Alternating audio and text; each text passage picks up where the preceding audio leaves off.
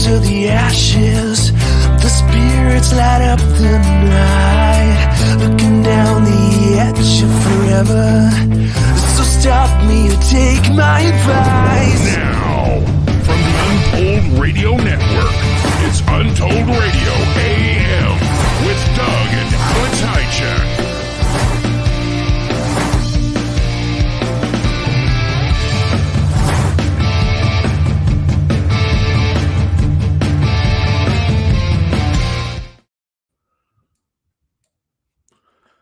Hey-ho. Hey. You know what I was doing? What? Right when we went live? I was taking a swig of water. Do you use that word anymore? Swig? A swig? It's like an old term. I feel like I have. Swig. I've never heard you say it. Certainly, could you imagine me hearing one of my daughters saying the word swig? It's not going to happen. But that's all we ever said. Give me a swig of your pop. Give me a swig of your beer. Anyhow, hello and Happy New Year to everybody. Happy New Year. 2024 can't be any worse than 2023, could it? We haven't done the show for a year. No, it's been a while. That was kind of nerdy thing to say. You said something like that to me when I talked to you yesterday, too. I haven't talked to you in a whole year. Oh, my God. Okay, so it's episode 174, and it is in 2024. And we have Nikki Colón on tonight. Yeah, Nikki Colón. How do you say it? Colón. Colón. Yeah, I did it right. Yeah, you did it right. It's got that thing on the O. Yeah. It's the O word. It's the fancy. Yeah. So, what did you do for what nerdy thing did you do for New Year's Eve? Well, the centimeter of snow, we pushed it together and had a snowball fight. Oh, I'm glad. Yeah. Because we're going to talk about snow tonight. Oh, perfect. You had a snowball fight, and who won? Icker did. Icker won? Yes. Yeah. That's it? That's all you did New Year's Eve? Yeah. I was still kind of sick, kind of not feeling the best. You didn't go anywhere. Yeah. I stayed home too. You know, here's what I did. Watched a movie. I think I watched The Great Outdoors with John Candy. Oh, that's great. John Candy. Made a big tub of Redenbacher popcorn. Put butter on it. Real butter. Got a couple of ice cold Coronas. And that's it. That's what I did.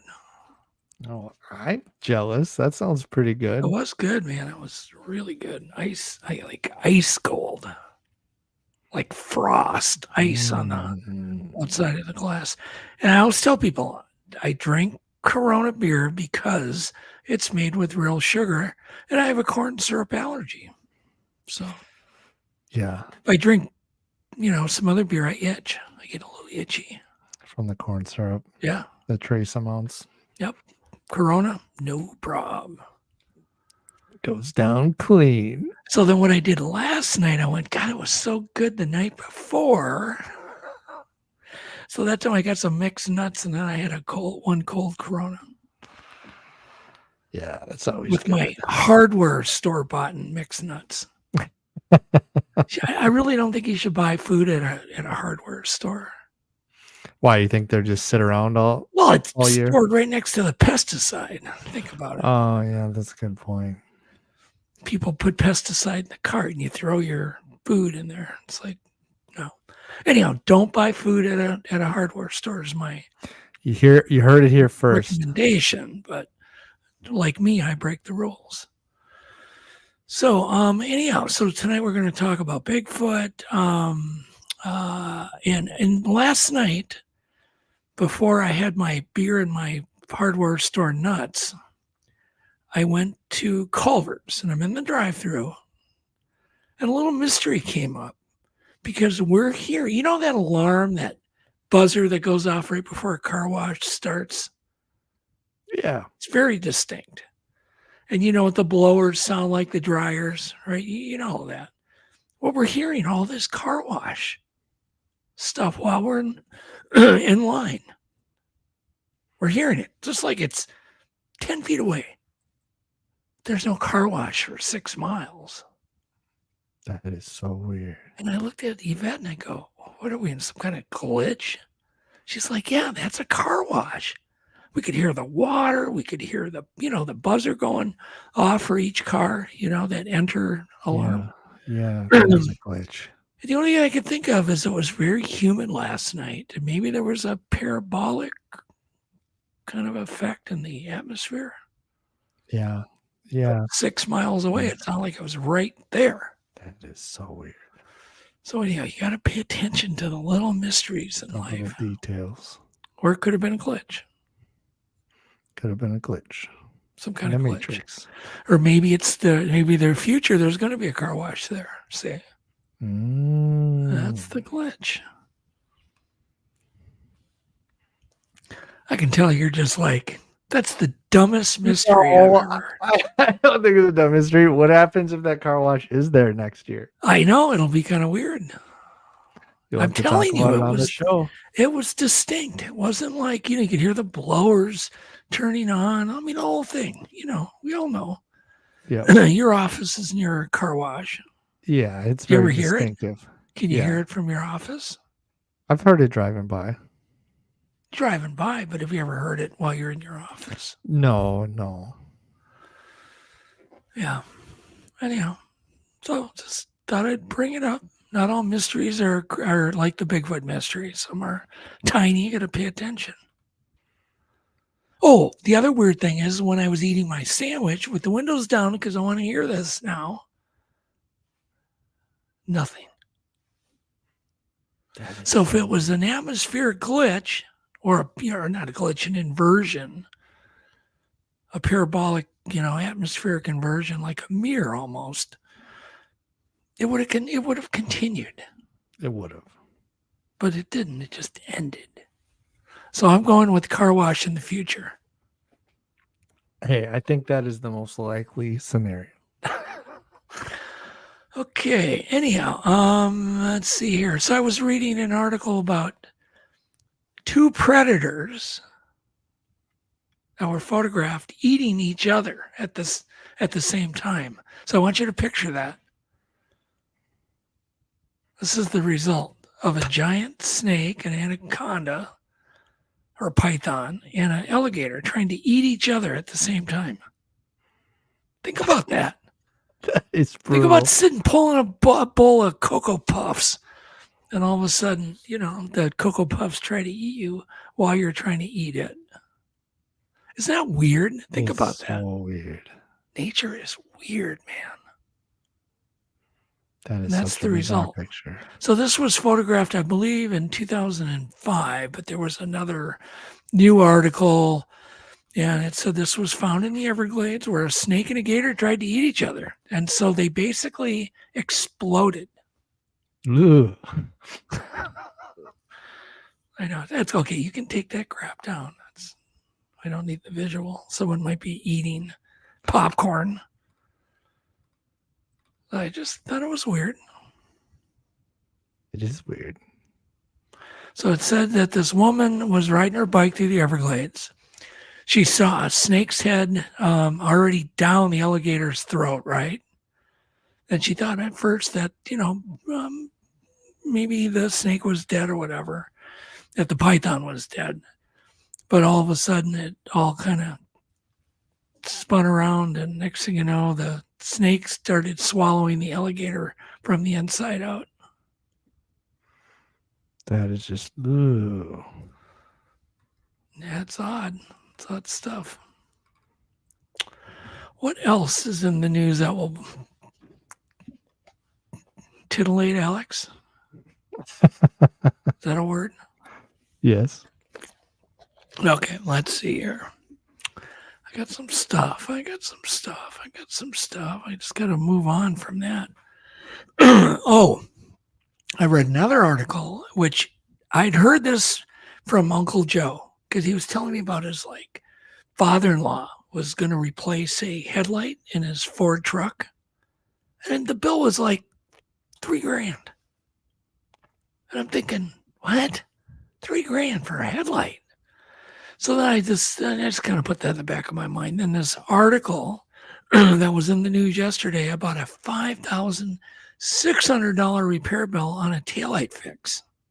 So apparently this guy's taillight was leaking, and it caused a computer, because, you know, taillights have all these like collision sensors and beepers and all these things in them now. They're smart taillights.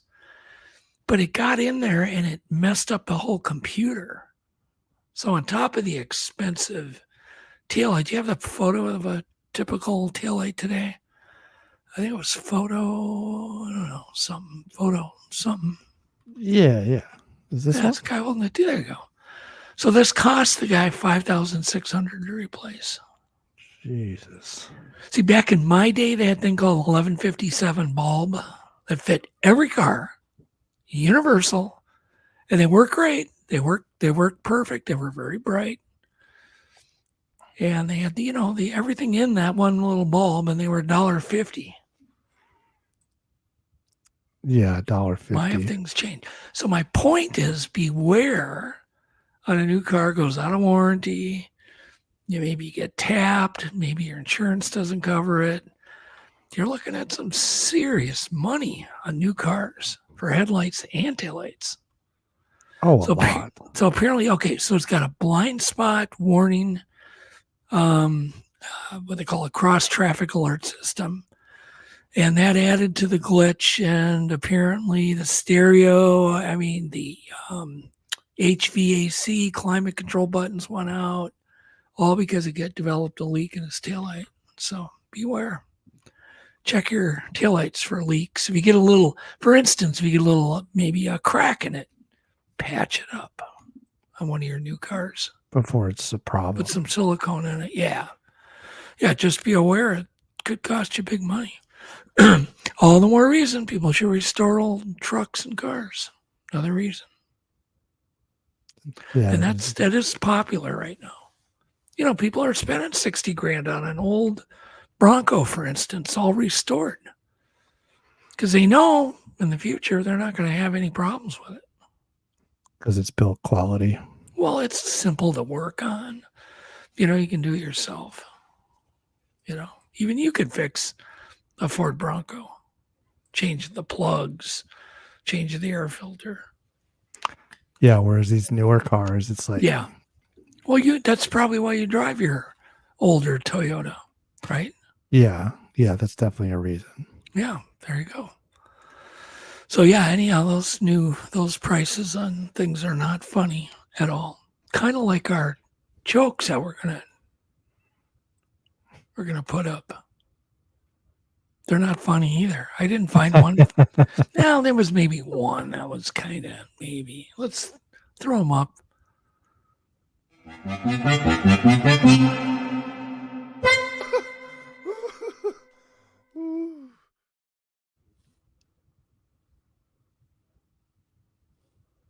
You're going to throw it? You're going to play it? You're going to put the volume up? Oh, you got to go way up. I know here, nothing. Yeah, let me fix that. Present. I'm just staring at you. Staring No at you. pressure. See, just share. One second, stop. I will take this time to thank Deborah. Deborah Anderson became a new member of the Very Untold cool. Radio Network. Thank you, Jennifer. Thank right. you, Charlotte J. We really, really appreciate it. Can you hear this? Yeah. My mom just found out I replaced her bed with a trampoline. She hit the roof. I have a friend who really hates living in central USA. She says she's in a constant state of misery. Did you get that one, Alex?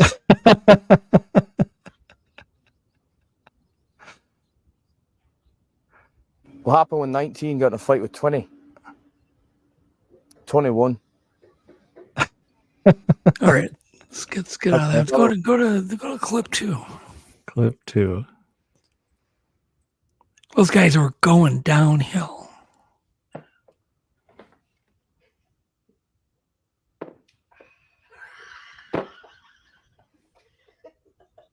They're laughing ahead of time. I used to be a baker. Put your volume up. Needed to know.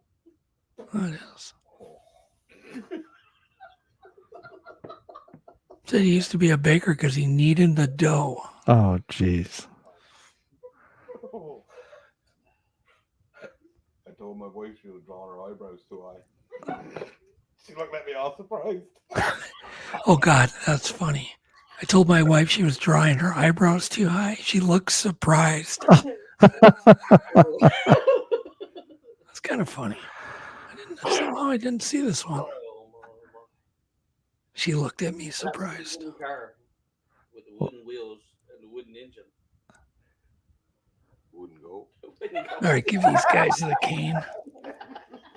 Get rid of them? Give them the cane. Let's go to clip 3. See if we can dig a little deeper into some funnier joke.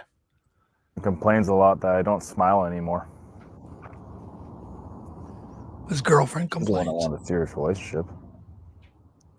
She wanted a serious relationship. My psychiatrist says I have an issue with revenge. We'll see about that.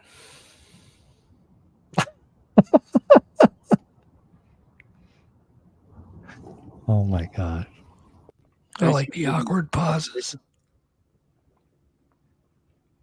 Me either. It hasn't come out yet. Mom has forbidden me from making any more breakfast puns. She says if I do, I'm toast. Dad keeps egging me on. He's such a ham. Okay, let's give those guys the hook on that one. In the end, on people's keyboards in the office. Give them the hook. Monster. But I say I'm a nomster. Oh, God. I was going to propose to my girlfriend, but my dog ate the ring. Now it's just a diamond in the rough. Okay, give them the hook. My friends and I put a band. Give them the hook. Alex, What's a hook? take them the hook. Don't you remember the hook? The hook. You've never seen that in cartoons or anything where the cane comes in and hooks him by the neck and pulls him off stage? It's called the hook. Okay, all right. I get what you're didn't putting know. down. I forget how young you are. All right, let's do joke 4. Joke Or 4. clip 4. Of stealing her thesaurus. My wife accused me of stealing her thesaurus. Not only was I shocked, I was appalled, aghast, and dismayed.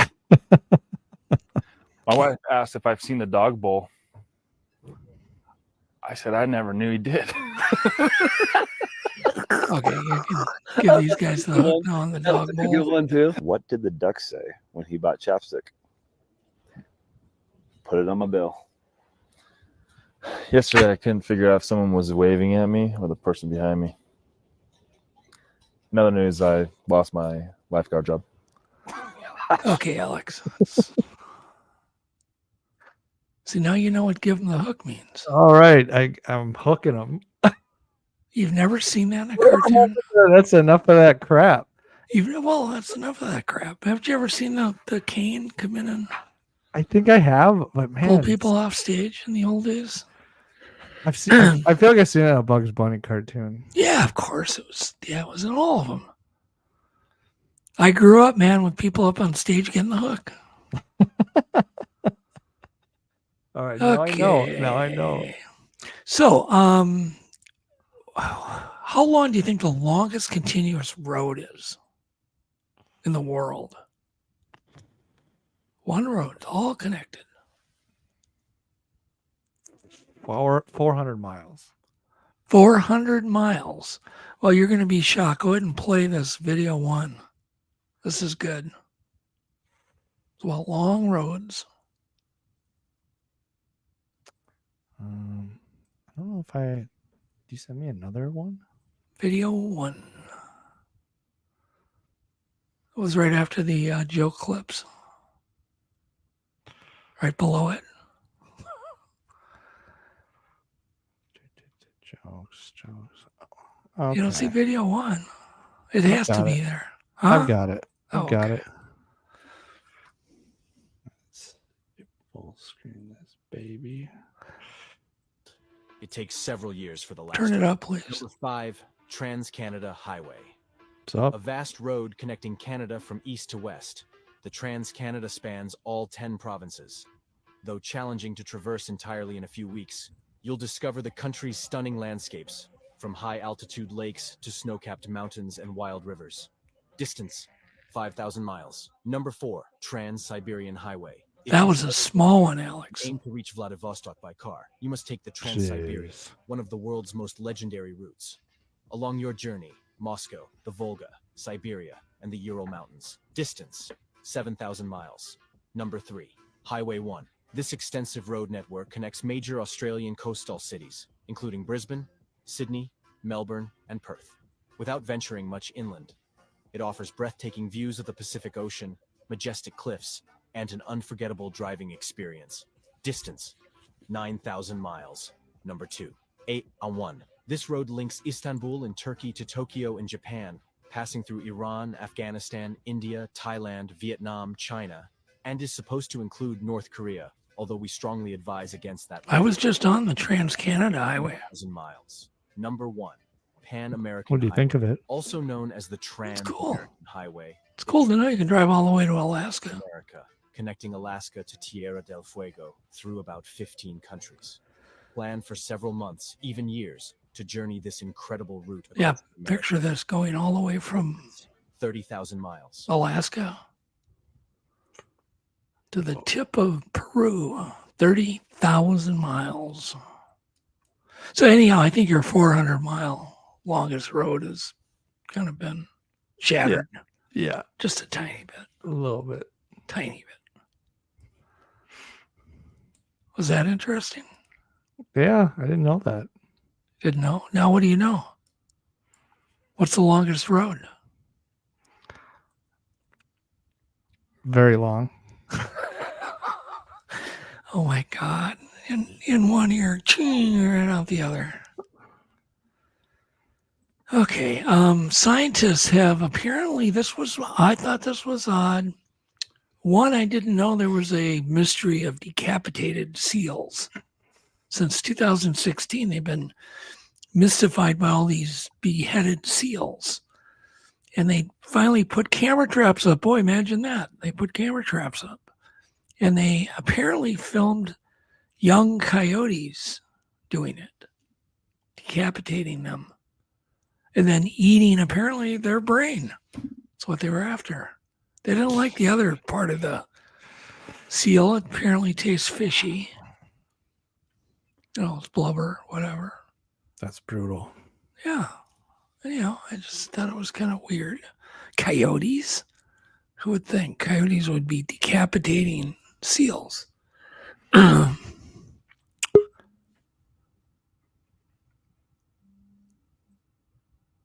just staring at you, Alex. I know. Jeez. I'll go get you on some. Okay. So, I was going to talk about snow and the annual depths. I was going to get it. I'm going to warm everybody up on a snow video. Then we're going to talk about snow. And the reason I'm interested in snow, you'll find out in a minute, but I have a great interest in it. But go ahead and play video 7. It's going to talk about the snowiest places on Earth, which, just hang on, how deep, so how many feet or inches do you think the snowiest place on Earth is per year? Take a guess. The snowiest place on Earth is? Yeah. Somewhere in Russia. Yeah. But how many inches? How many inches? Yeah, how many inches? For the whole year? Yeah, for the whole year. 100 feet. 100 feet. Yeah. So 12, what is that? 1,200 inches? Yeah. No, is that 12,000 inches? I can't think. 12 times 100 is 1,200 feet. It's 1,200. 1,200. 1,200 inches. Okay, that's your Yeah. guess. Go ahead and play it. The snowiest country in the world probably isn't where you think. Looking at a map, you might guess that the snowiest one would be something like Norway, but on average, Norway's only been getting about 50 inches of snow per year. Canada is definitely a candidate. Quebec City gets 120 inches of snow per year, and even more over in Newfoundland. But the reigning champ of snowfall by a long shot is Japan. Of all the cities that have more than 100,000 residents in the world, Japanese cities hold the top 3 You would spots. have never guessed Japan, would you? Toyama at 142 inches per year, Sapporo at 190, and the notorious Aomori at number 1 with 300. Is that weird? You never think of Japan as Yeah. snowy. Feet of snow every year. Alex. Easterly winds from Siberia pick up a Yeah, lot of I moisture never- from the never Sea of considered Japan, Japan a hit snowy this place. mountain range, and just dump it all down. So if you think where you live is bad, imagine this being your commute for Oh my half the year. gosh. Look at that. Anyhow, that's a cool clip. Japan. I would never think of Japan. I was thinking Japan as being more tropical for some. Yeah. I know they have snow monkeys, and I know they have snow up in the mountains, but I don't know. Just don't think of it. So anyhow, back in the, I would have to say the late 90s, throw up photo 2A.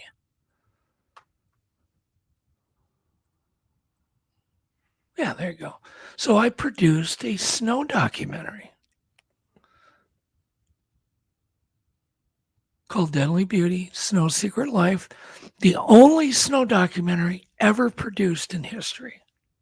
No one had ever done it. So I partnered up with Steve Crushwell, who had, obviously top billing here. I don't think I'm listed on the cover at all, but I wrote it. I shot most of it, except for the avalanche scene. Steve did that. In fact, all the avalanche scenes that you're ever going to see in a movie, whether it's Vertical Limit or whatever, or Nat Geo, wherever, it came from this. That's so cool. All the avalanche footage. So it keeps getting resold. the So footage. yeah, so what I did was I covered everything from the subnivean world of the animals that live under the snow, to the bugs that live in the snow and breed in the snow, to annual snowfalls, to snow plowing, to snowflake structure, to how do you make snow, blah blah blah. I covered everything. So it's cool. It's still available on Amazon. You can buy it. But this was when I say low budget, it's beautiful. The doc is gorgeous. But we didn't spend a lot of money on it. So you guys film I got creatively. my neighbor to voice it, did the narration. Oh, that's awesome. But it's a good day. It ran Yeah. on TLC, I believe. Yeah, the Learning Channel. Yeah, but anyhow, so that's why I'm interested in snow. And I used to, believe it or not, I would speak at weather conventions in front of weathermen. If you could imagine that. Your dumb dad So speaking cool. to meteorologists, on weather. So anyhow, thought I'd bring that up, but we're going to cover snow with some trivia. See how much Alex knows about snow. Awesome. Yes, and our people in chat. So whenever you're ready to, I think you have a little.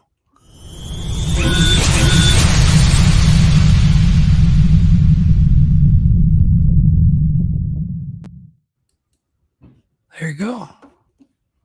You can throw up a snowy picture if you want. I gave you one.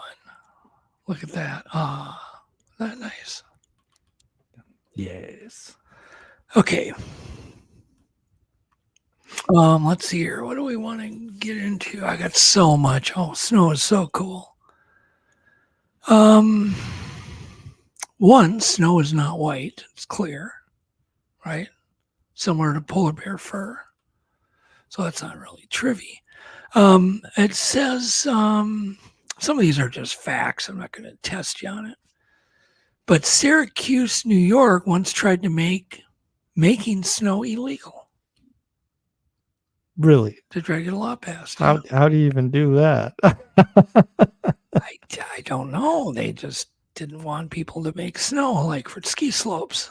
Oh, okay. Yeah, I get it. They wanted more Artificial control over the snow. white stuff. Yeah, so the City Commons Council passed a decree that couldn't make snow. How ridiculous. Yeah. And it's a myth. Did you know it's a myth that no two snowflakes are the same? I didn't know that. I thought that was a real thing. I'll get into that, but there was a guy that actually proved he had two exact snowflakes. It's like in the 60s. That's got to be so rare, though, right? Yeah. Okay, so here we get into a little trivia. How big do you think the biggest snowflake documented was? 21 inches? 20, that's a good guess. 15 inches wide. Okay, so that's still huge. Yeah, it's a big snowflake. Could you imagine seeing that bad boy falling? Apparently, it fell in 1980. In January of 1887 at Montana's Fort Cow or Coup. Yeah, the witnesses said all the snowflakes were larger than like milk pans. Hmm. So there you go. That's a hell of a claim.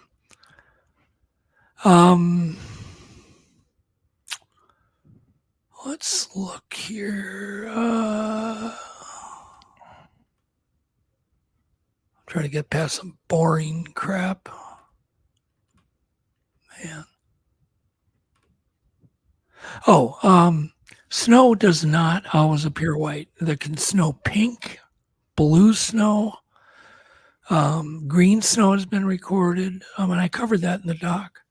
It's quite interesting. Like the pink snow can be caused by Pseudomonas syringae. It's an algae that is in the atmosphere. So cool. It comes down pink. Yeah. So snow does not have to be white. How much snow falls? Each winter in the U.S., at least how many ice crystals fall from the sky every year? Oh, it's got to be huge. Like just over the year. What would that number be? Think about it. Each individual ice crystal, how many would we get in a season? So each snowflake. How many snowflakes basically fall in a year? It's like 1 trillion or something. It is 1 septillion. Jesus. A septillion. It's 24 zeros. 24 zeros? Yeah. So if you counted every single snowflake. I wonder how they count that. Yeah, that'd be a good job for John Harris. Wouldn't it? Could you imagine? I know John's into crystals. Yeah. What's the most snowfall in a 24-hour period in the U.S.? At some location. How much fell 24 hours? And like guess. What? In like feet, inches? Inches. Like, I don't know, like 120 inches? That's not a bad guess. It was 75.8. Geez, in one period? Yeah, 124-hour period, 1921. So I wasn't that high. That is so much snow. That's close to 100. Yep, and that happened in, Silver Lake, Colorado. Colorado also holds the record for the most snow to fall in a single day. 63 inches fell in Georgetown, Colorado. Snow has never been reported in what city in the U.S. There's only one city, I believe, it has never, ever snowed in the U.S. I don't know, like Austin, Texas? No, Key West. Oh. It has never snowed in Key West. That's it. Coldest it ever got in Key West happened in 1981, and it was 41 degrees. Jeez. Yep. Not cold enough for snow. Okay. Oh, what does it take to classify a snowstorm as a blizzard? Certain categories. Like, what's the criteria? Yeah, the criteria. Well, I'll just tell you. The wind must be blowing 35 miles an hour. Visibility must be less than a quarter mile. So you can only see a quarter mile. For a period of 3 hours. Okay. So it's got to be for a while. I can't just. Yeah. And the other types of snowstorms you don't usually hear about. It's called like a snow squall. And that's a very intense snowstorm. A snow squall. Then they have a snowburst, another type. That's when there's a rapid accumulation of snow. Okay. So there's a lot of verbiage.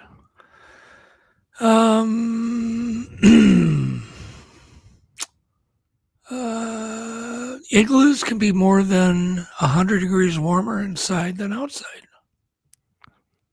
Because snow, think about it, comprised mostly of air. It's a good insulator.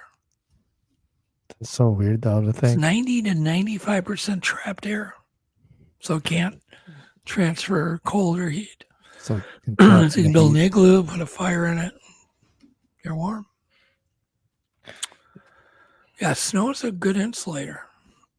Many animals, obviously dig. Bears, a lot of bears just dig into the surface.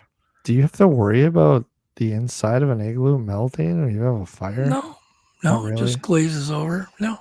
And for instance, a lot of people have stepped on hibernating bears because they'll just in the fall just lay down and they'll let the snow then accumulate on top of them. It happens up in Ely, near the Canadian border all the time.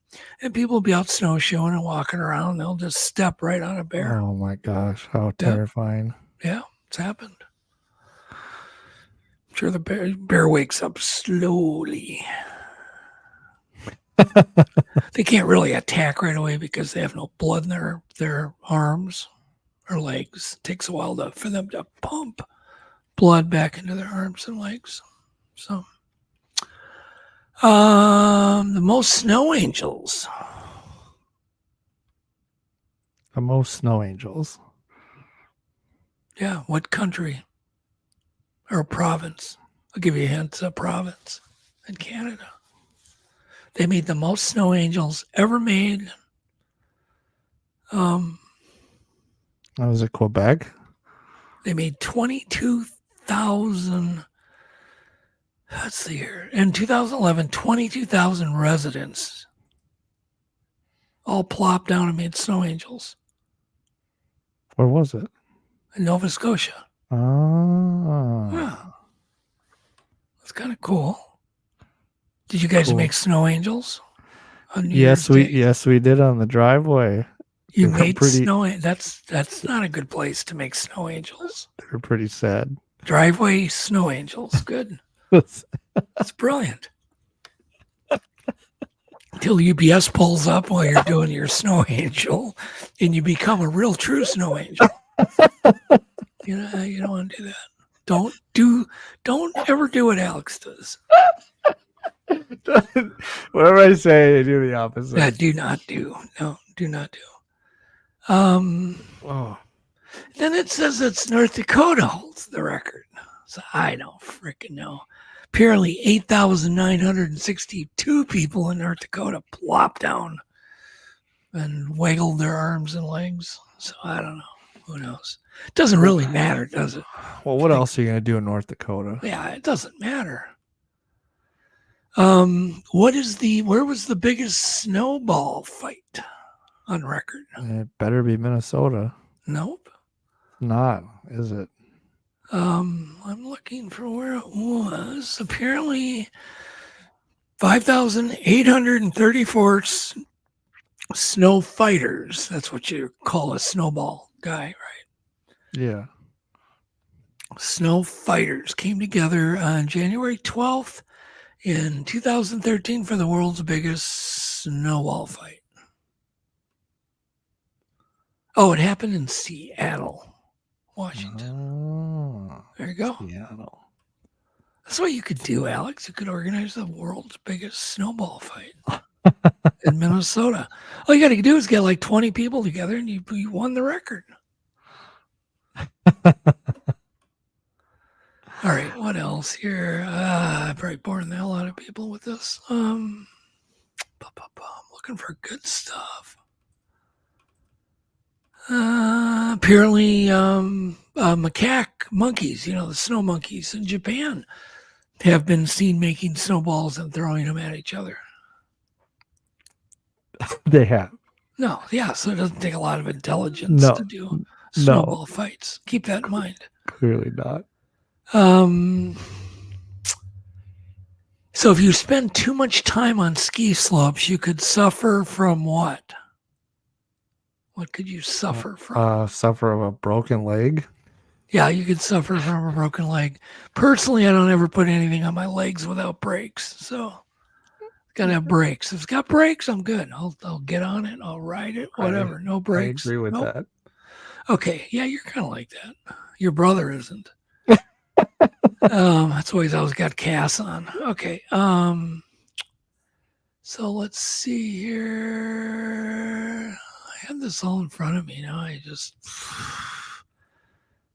well, let's skip. I'll get back to that one. I don't know why I just disappeared. It was right in front of me. There's another thing called Arctic hysteria. And that's a disorder affects Inuit people living within the Arctic Circle. Symptoms include meaningless verbal repetition or, acting irrational, doing dangerous acts, followed by amnesia of the event. So it's from like vitamin deficiency and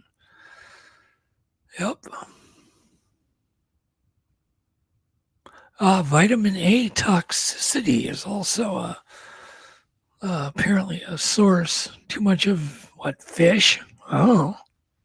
Where do you get vitamin A? Yeah, I don't know. So why is it that I can't find that damn thing? I had it right in front. If you spend too much time on the slopes, you could suffer from pibloctu. It's called pibloctu. That sounds like a curse. No, I don't know. What is it? It's what I just explained. It's Arctic hysteria. I just couldn't find that scientific name.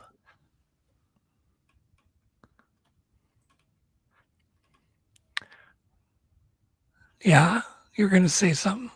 Well, there's too many facts that can all fit in my brain at the same time. So how fast can a snowflake fall? A snowflake can miles per hour. Miles 1 mile per hour. 1? 9. 9. Up to 9. We're moving quick. Yeah. Yep. 9 miles an hour. So it depends on the environmental conditions.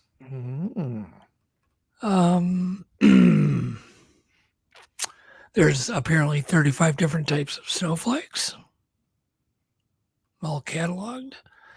Apparently a guy named Andy Brunning did that. Interesting. Yeah. Most people don't know that you have to have a nucleus to a snowflake. Generally, it's organic. It's an algae, Pseudomonas syringae, that forms snowflakes. You can't form up a snowflake without a catalyst nucleus. Without the nucleus. Like when they make snow on a ski slope, they add sometimes even dead NutraSweet bacteria into it. Any kind of bacteria that's got like this, octagonal back on it. Like, for instance, tea plants in China have a bacteria that grows on them, so the frost attaches to those bacteria backs, and they form the crystals on their backs versus getting into the tea leaves. Yeah. So anyhow, there's this kind of controversy. I say Pseudomonas syringes in every snowflake, but apparently they're saying, well, it could be dust, it could be other things, but dust doesn't have that beautiful. And I'm talking flake, a nice, beautiful, actual crystallized flake. A big fat flake. Yeah, but they're saying that Pseudomonas syringe can cause disease in some types of plants, including tomatoes and beans. That's a cool it's interesting to read about it. Yeah, but Pseudomonas syringe mimics the ice crystal, the surface. It's a template. Basically, it's a template for crystal formation. Let's look. Anything else interesting? Yeah, that's about it. Cool. Maybe there's more, but it's just kind of. We got Nikki in the back room. Oh, so cool. We do Doug's clips. And we can do that. And I'll get Nikki on. All right.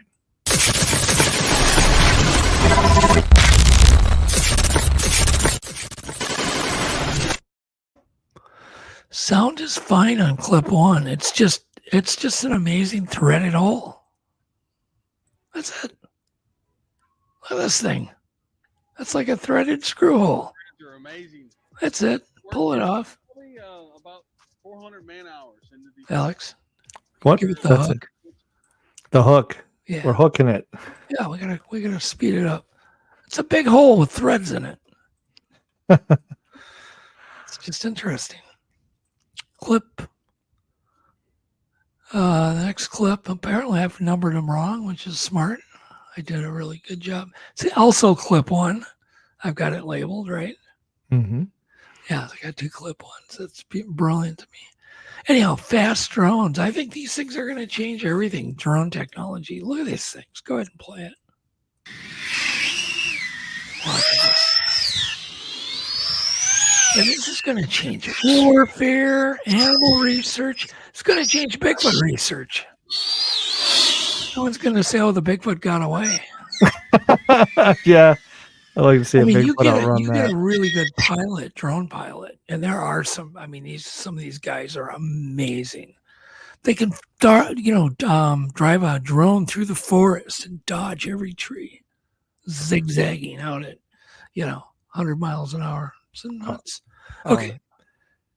Alex got a little ahead of me. That's fine. These are Indian hornbills in flight doing this amazing, mating kind of dance. But that in the middle there, we can cut it off when you see their face. They're really amazing looking. Go ahead. It's an Indian hornbill.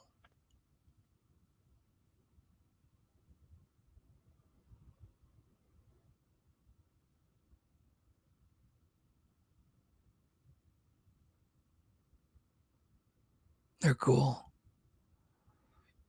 You got to see that. I can't wait. You can skip ahead. I just want to see their close-up of their face. Skip ahead, Alex. Look for their close-up of their head and dress. There you go. Perfect right there.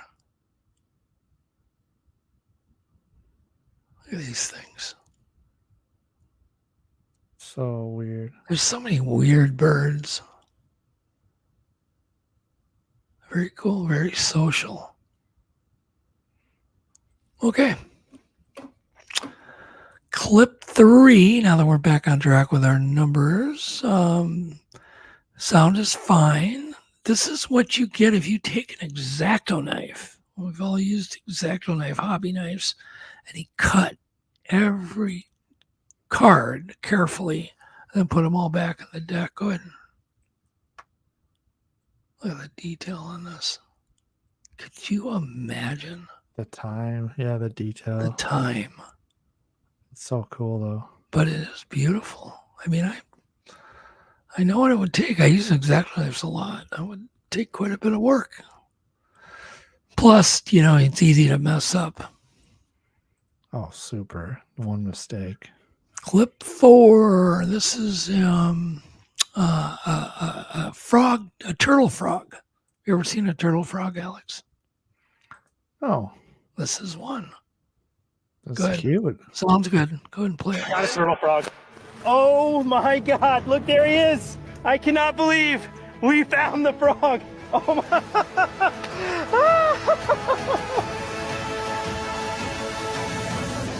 Have you ever seen anything like that in your life? Let's just appreciate this super unique creature. What you're looking at is some of the first HD footage ever recorded of a turtle frog. I mean, this species is so rare, there's very little information to find about them. Mike was This off. is one of Alex, the... that's good. I had my mic off. I don't know why I did. So what'd you think of the turtle frog? Super unique. I've never seen anything like that. Yeah. You're still sickle, aren't you? It takes From what? forever to get over this. I'm still sick. Are you? I'm asking. Yeah. I'm not. I'm like over it, but like I'm not over it. The stuff I swear gets into a guy's brain. I swear. I'm serious. I'm not joking. Okay. See, it's in my brain. Clip 5. The sound is good. This is puffer fish art. It's amazing. It's one of the only animals that does Harder art. to impress a potential partner than this pufferfish. He's in the middle of spending an entire week crafting a delicate sand Takes him a week. floor, just hoping that one female pufferfish will like it enough to give him a chance. He's a perfectionist, and the finished work of art will be a perfectly symmetrical geometric I know what masterpiece that's over like. 20 times his size. He's also something of an engineer and has learned that plowing the finer grains of sand to the center will help protect it from the current, preventing the work of art from being washed away immediately. But even so, the current will constantly erase or Cool. All right, that's enough. work. So It's enough of that crap. Okay, clip 6. This is just a good you go and you go through the drive-through and you get a sandwich and it's like big bucks, right? Everything's so expensive, but listen to this guy's explanation. It's worth throwing up. Sound is good. Why is the sandwich $16? Go ahead and play it. You want to know why your sandwich costs so much at the local restaurant? My friend Dan sent me a text the other day. He was at one of my restaurants. He said, Ryan, I just ordered a BLT at $16. You realize it's just bread, bacon, lettuce, and tomato. I said, yeah, Dan, but let me give you some restaurant perspective. In today's economy, my rent is $20,000 a month. My utilities are $6,000 a month. And my labor is currently running about $60,000 a month. That's at 28%. So I'm in for $86,000 a month before I sell a single sandwich. At a 32% food cost, I have about $11 profit in that sandwich. That means I have to sell 93,800 sandwiches a year, or 257 a day, just to break even and make no money. 1.5 million in revenue, and I don't make a dime. That's why your sandwich costs so much. That's a reflection on our economy. There you go. Wow. Scary, isn't it? It's scary. And I found it. I used to own a restaurant. It's tough, isn't it? Yeah, I had a gorgeous restaurant. I mean, it was busy. It was crazy busy all the time. Never was slow. Nightclub at night. And it never made money. Didn't lose money, didn't make money. I never drew a penny out of it. Yeah. Worked my butt off. But it was fun. Oh, I bet you it was a ton of fun. Yeah. Okay, let's see here. What's next? God, I really screwed up bad. Clip 6 again. Yeah, this guy. This is interesting. Don't play it. Have you ever heard of water floating in space, in the vacuum of space? No. This is about an ocean that was just discovered in space. An ocean. Let's picture water. Go ahead and play it. That's so weird. Covered in ocean just floating in space. And not like a normal sized ocean. This thing is 100,000 times the size of our sun. And it contains about 140 trillion times the amount of water we have on Earth. It's the largest body of water ever discovered in the universe. And get this, it's 12 billion light years away, floating around a black hole. And to make it even weirder, the black hole is drinking the water. Stars get thirsty, I guess. Never thought I'd ever say that. As always, follow for more facts. Weird, huh? Yeah, super weird. The more you know. The things you learn. See, that was worth watching our show just for that one fact. Exactly. I thought. Clip 8. This is like the world's biggest Hummer. You got to see this thing. Go ahead and sound is good. Play it. You don't realize how big this thing is. Per tire. Per tire. It looks just like a regular Hummer, though. That's how you get inside. Look at the size of these doors. This took 1.5 years to make. And it's 16. This is in Dubai. Could you imagine? They make them bigger there. Look how little that guy is. It looks, but if you didn't see it with him, you just think it was a regular Hummer, right? Yeah, you just think it's normal. They're enormous. That's what you do with your money. I want to build the biggest can be Hummer. opened, but only with a crane. With the- Because this right here, You got to open the hood with a crane. He's going to give a tour inside. check out the front. Imagine this driving towards you.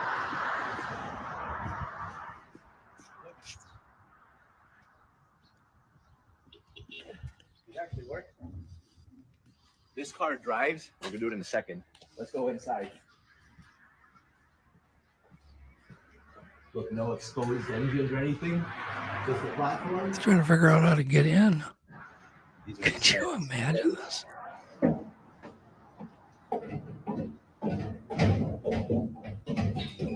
How crazy is this? This is nuts. So, little sink space. This is the first floor. Not much going on until you open this door right here. What you have? Bam! Master seat. The master It seat. even has a bidet. Pretty fancy. Over here. Secret door. This is what you build when money is no object. Each wheel has one engine. And the engine comes from a military vehicle, the Lark. What's up? Come and check out the top floor, the penthouse. Penthouse suite. Show. Penthouse. Look at that. It's like 60 square meters of living space. That's bigger than my apartment. Apparently, there's kind of a thing, I believe, in Dubai area that people try to outdo each other In the world. on vehicles. Look at that hood. You need a crane to actually open it. You even have Insane. like apartment blinds for your car. Not only Here you that, go. look at the size of the side mirror. Skip ahead. See? For each wheel. This thing has top There's where you drive it. 32 kilometers an hour Yeah. and 1,000 horsepower. And this is your emergency escape. If All right, you got the idea. Ay. Clip 9, no sound needed. This is a baby tripod fish filmed in Mexico. I do apologize for my voice today. Isn't that cool? Yeah, it's super alien looking. Yeah. See, Alex gave it the hook that quick. Okay. Clip 10 is another one of these weird animals. It's a pygmy seahorse. Sounds good. Go ahead and play it. Look at these little dudes. Look like little gargoyles or something. If you could scale that thing up like that Hummer, it'd be terrifying. And then the bonus clip is basically really interesting. It's DNA in action. This is going on in your body, and you can kind of skip around on this. Sounds bad on this. But this is going on throughout your body. In every cell, this is happening with your DNA. It's duplicating, replicating, and they call it transcription, DNA transcription. That's so weird. So DNA is dying, replicating, duplicating, blah, blah, blah. Isn't that weird? Mm-hmm. Alex, like, yeah, the hook. Hook it. All right, what do you say we go a quick commercial break? We'll get Nikki on. Yep. Yay. I'm ready. All right, we'll be right back, guys. Show your support for the Untold Radio Network family of shows and join in on the conversation by using super stickers and super chats on YouTube. Got a question you want answered? Ask it live via a super chat and get real-time responses from our shows, knowledgeable hosts, and guests. Help keep the Untold Radio Network shows running strong. We need your support. Send your super chats and stickers now. Hey Untold Radio Network fans. Want exclusive perks and to support our channel? Introducing our YouTube membership program with 3 amazing levels. Get loyalty badges that level up to different cryptids the longer you're a supporter. How cool is that? You'll also get access to custom Bigfoot emojis and priority in chat. Upgrade to Backstage Pass for exclusive wallpapers, photos, status updates, discounted books, and merchandise. Go all in with the producer level for everything mentioned plus member shoutouts. Ready for an enhanced experience? Join now, pick your membership level, and let's make this journey even more exciting together.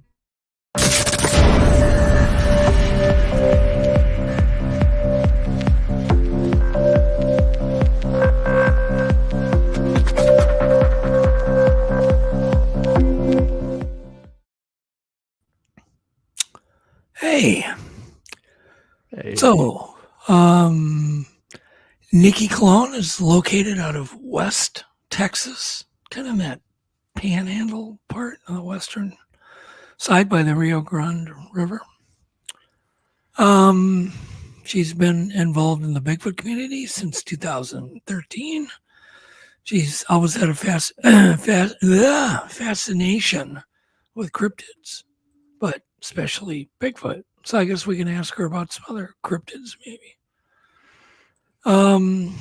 She's lived abroad in South Korea, traveled to China, Thailand, started her own podcast in September of 2021 called Sasquatch Secrets, where she discusses the craziness that happens in the Bigfoot world. Anyhow, I think that's probably about it. We can bring Nikki on. Perfect. Nikki, welcome to the show. Hey, hi everybody. How's life in El Paso? I love it. I love El Paso. Yeah. What's the weather today? 50s. It was in the 50s today. Oh, that's beautiful. Yeah, blue skies. The first question I'm so curious about, I know there's been sightings in that area, right? New Mexico, yeah. Yeah. You're kind of right there on the border of New Mexico. Correct? I am literally 1 mile from New Mexico, 7 miles from Mexico. I'm on the little curvy part down at the bottom. Yeah. So yeah, it's closer for me to go into New Mexico mountains. And the river, the Rio Grande, that separates you from Mexico. But isn't that where most of the sightings happen, around by the river?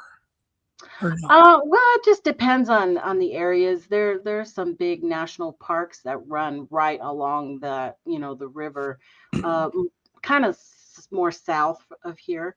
Okay. But in the area I'm particularly in, there's no trees.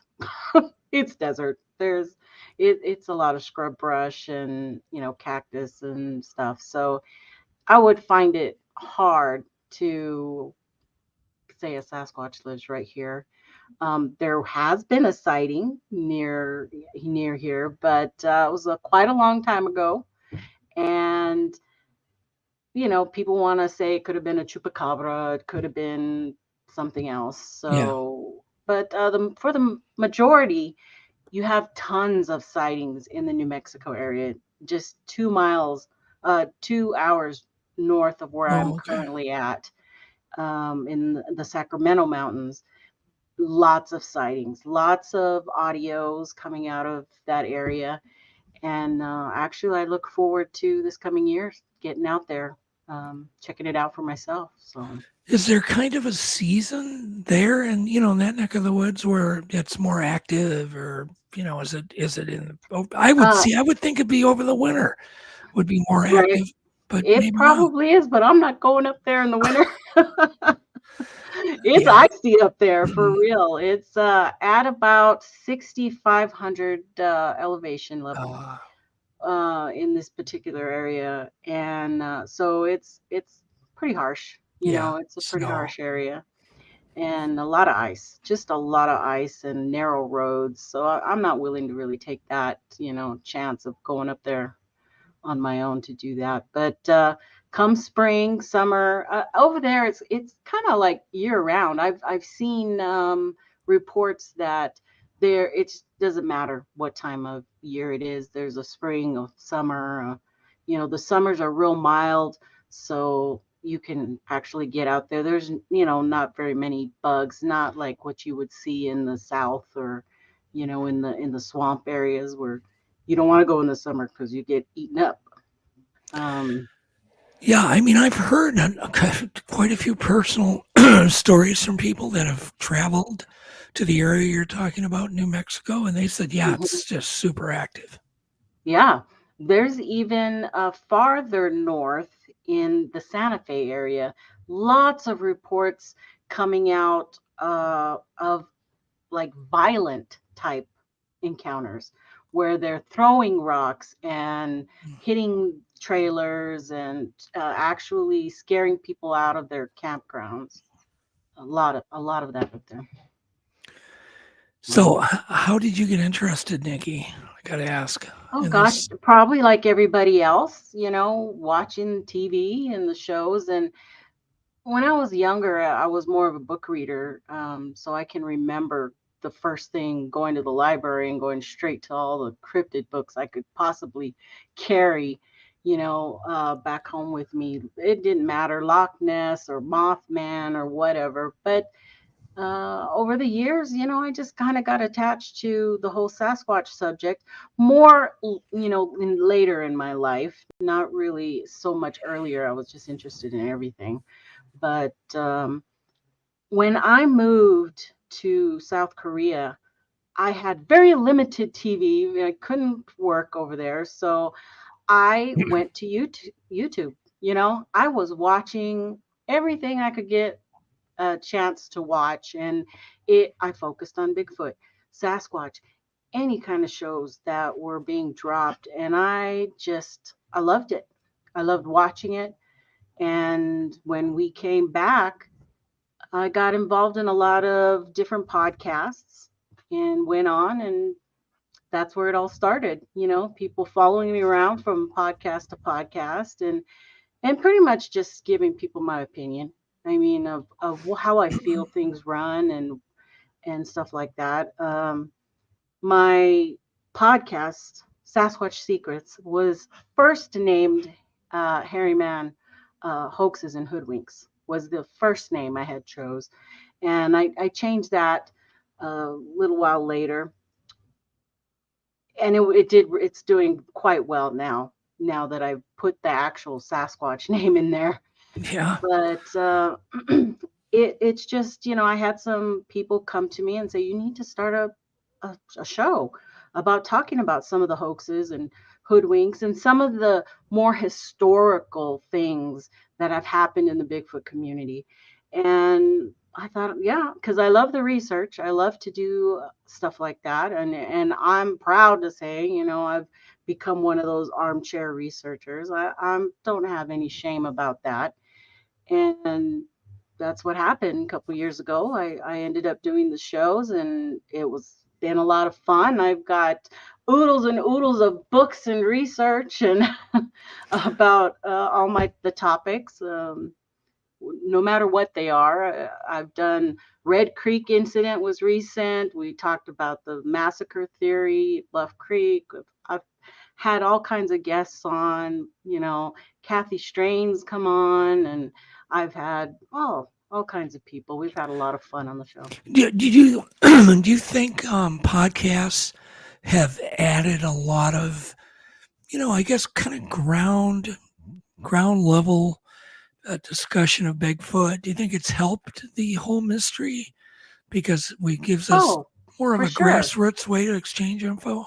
Yeah, absolutely. The good thing about all these podcasts is there's a lot, right? Everybody is dropping a new show, whether it be an encounter show, a research show. You don't have to be stale and stay watching one or two things.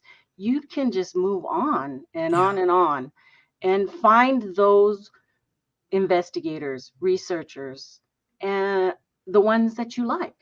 So everybody's got different opinions about the subject, and mine just happens to be that I wasn't interested in doing another encounter podcast because I think there's a lot of them.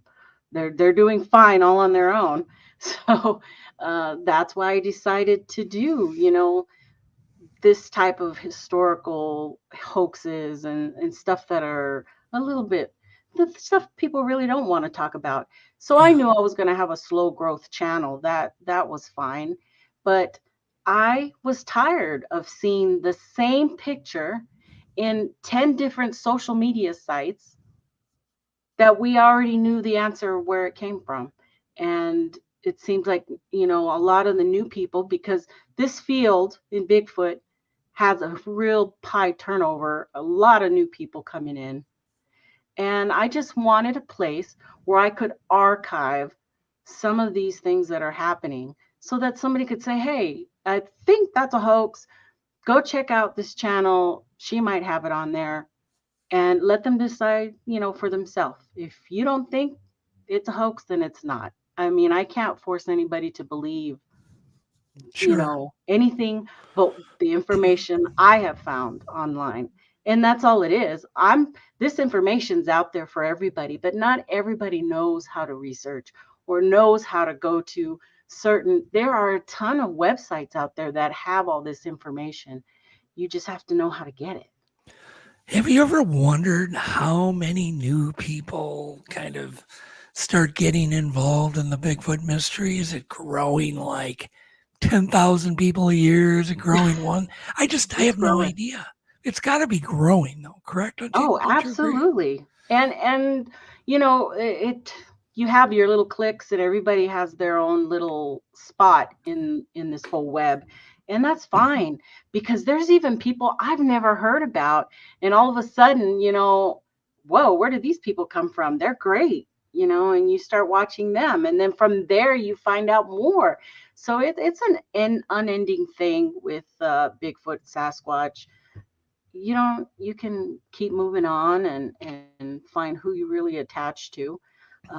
I don't consider myself a researcher by any means. And I am an enthusiast, and I like the whole thought of being an investigator and just walking out and hiking.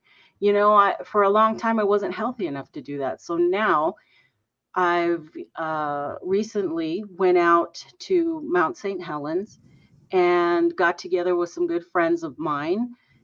We decided to try to make this an event called the Sasquatch Shindig. And we had this in the Gifford Pinchot National Forest cool.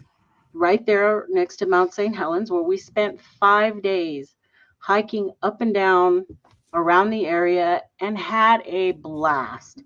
It was so successful. We can't wait to do it again this coming year.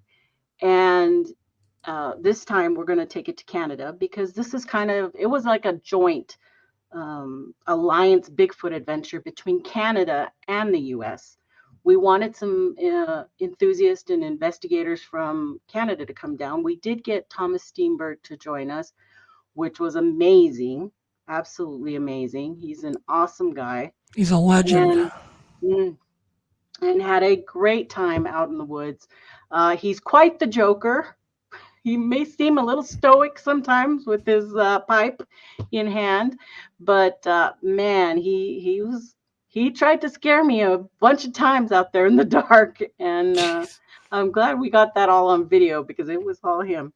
So, but it was fun. It's a lot. Did you guys have any activity? So, the first moment we drove up, me and Jen Watkins joined me. We drove up. Before we even got out of the vehicle, Jay Birch from Bigfoot Barbecue, he says, "We already found a footprint. We already found a print." And we're like, "Oh my God, is it going to be that kind of, week out here?" So we went and we checked it out. And I did send Alex some photos. Pictures aren't very well with prints. So, but yeah, see, you can't really see it. Oh, well, yeah, again, I see toes. I definitely see toes. And it was really amazing to see something, I've seen stuff, but I'm not a tracker. I'm not anything near being able to pick stuff out. That one right there, I'm going to tell you about that one in a little bit. You can just kind of see the toes off to the right. Yep. The rocket would be right in the middle of the foot. But yeah, and we had Thomas Steenberg there. He was I've got the picture of him laying out straight, just examining the photos and really teaching us how to look at things. And it was a really great experience to watch him work. But that's what started our 5-day journey. There was finding a print that didn't look old. And so that was a lot of fun to know that, okay, there's a possibility. We don't know what this is. Maybe it's not. Maybe it's a bear. Maybe it's something else. We don't know. But it started out the week, the whole little expedition well. It was great. And that track was from the Pinchot? Yes. National Forest. Yeah, just that's quite a place. What did I've camped out there quite a few times, and it's something about that place is just eerie as heck when you get into. Yes, it is. There was one trail that we would take up the mountain, and it looked like you were entering into, I called it the portal. I called it the portal. I'm not one to really believe in the portal thing. It just looked like you were walking into this chapel because it had these old growth that was coming together on top of you as you're walking in. And even the temperature dropped when you walked into this particular area. And it was so creepy. But you're right. That whole area just has this feeling to it. Couple of those trails gave you kind of the creeps while you were in there. Yeah. But that first night, we really didn't have a whole lot happening other than right when we were all headed to bed, a big old tree fell.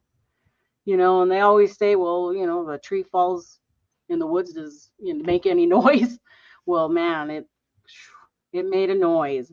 And I didn't get much sleep that night because I was trying to hear everything that was going on. It was kind of hard. It was beautiful there, but we had this creek running right by the campground, so it was kind of hard to hear some stuff.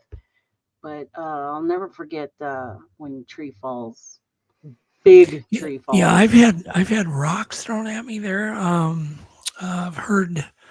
So one time I was going potty and I had a growl that I'd walked down a cliff to kind of get away from all these people, and I went to go pee, and it had a growl right next to me while I was down there, and that's startling.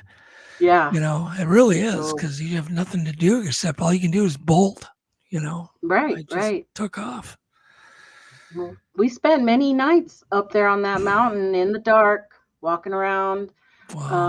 Me trying to test myself out because I really hadn't been out in the dark in the woods before. I've been out camping a lot, but not to go out in the woods, trying to make yourself vulnerable. And so that was an experience that I actually, it was good. It was exciting, and it got my heart going a little bit. But we didn't have anything. We just weren't hearing anything. It was real quiet. There wasn't a whole lot of berries we noticed there. So it seemed kind of quiet until the last night. And this would culminate in what I would call my experience, but not a Bigfoot experience, just an experience. And the good thing about it is that, 3 other people in their tents next to me, or 2 other people, experienced something as well. So I knew I wasn't alone. But on that very last night, of course, we had all the trail cams were brought down because we were all leaving in the morning. No recorders going, nothing. And that's when, at like 2:00 in the morning, I started hearing something near the garbage. And I thought we left the garbage out. We're going to get raccoons and skunks tonight. Okay, so be it. But it sounded different. It sounded very heavy into the garbage. And I just kept listening and listening. And then I heard what sounded like bipedal footsteps walking around the camp. And I could hear it moving through our chairs, because there was 13 of us. We had a lot of chairs around the fire. And I could hear the movement going through there until around about 2:20 in the morning. I hear it walking up to my tent. And all I can remember was that 3 main steps, boom, boom, boom. And then it stopped. And then I felt a presence come to the corner of the tent where my head was. Oh. And it went, cha. It said cha, whatever it was, a bear, a deer, I don't know. I don't know what can do that. It lifted itself up and it went back to the garbage. And in the morning, well, I had that experience, and all night, I call it my Blair Squatch project. I did 3 videos of me scared to death in my cot, it's back out there again, I can hear it over here. And okay, I heard something small run by, and I have all 3 of those videos on my channel. You can go check them out. They're ridiculous, hilarious too. So did you feel the ground shake, Nikki? On those 3 steps, yes. Yeah, that's crazy. I've felt that too many times. Mm-hmm. What else could it be? What else could it be? Ground? But I was in one of those, I guess they call it an ice house thing. It wasn't a tent. They put me in an ice house that had no bottom, right? Oh, it's just you're on the ground. Yeah. And so I was scared that, something was going to come underneath. And I had no bear spray because the bear spray I had been carrying all week got taken with when somebody left. They took it with them. So I felt like I can't just pop my head out the door. I don't have any protection if it's a bear. My number one thought was it was a bear, but I never heard any snorting, sniffing, scratching, none of that. I totally expected when I heard the steps that I was going to hear at the tent, at the side of the wall of the tent. And because I was in that particular tent, it had the windows on the side that were from the outside. You could roll them up and down, but you couldn't, there was nothing on the inside for me to peek or nothing. So when I had put them down before I went to bed, there was no way for me to get out there and to try to peek or look. And unbeknownst to me, Jen in the next tent over also had heard things going on over at her, in her side. In matter of fact, right in between us, there was this big tote that we heard move. And for some reason, I thought it was Jen in her tent moving, and she thought it was me in my tent moving. But after we talked about it, I never got out of bed. There was no way I was getting out of bed. And she said the same thing. So whatever this was had lifted this tote that had a sleeping bag in it that was in between our two tents and had messed with it and dropped it. Wow. And then in the next tent over, which was Dakota's, he was a little bit further down because there was some trees in between. It actually moved. Whatever was out there moved his tent, shook it. He said it shook. And it freaked him out. He is not a researcher, investigator. He was there primarily to cook because of Jay Birch, Bigfoot Barbecue. They were barbecue buddies. So he had decided to make the trip out to barbecue for us. And that was his whole purpose. And he had that experience and it freaked him out. And was Jay with?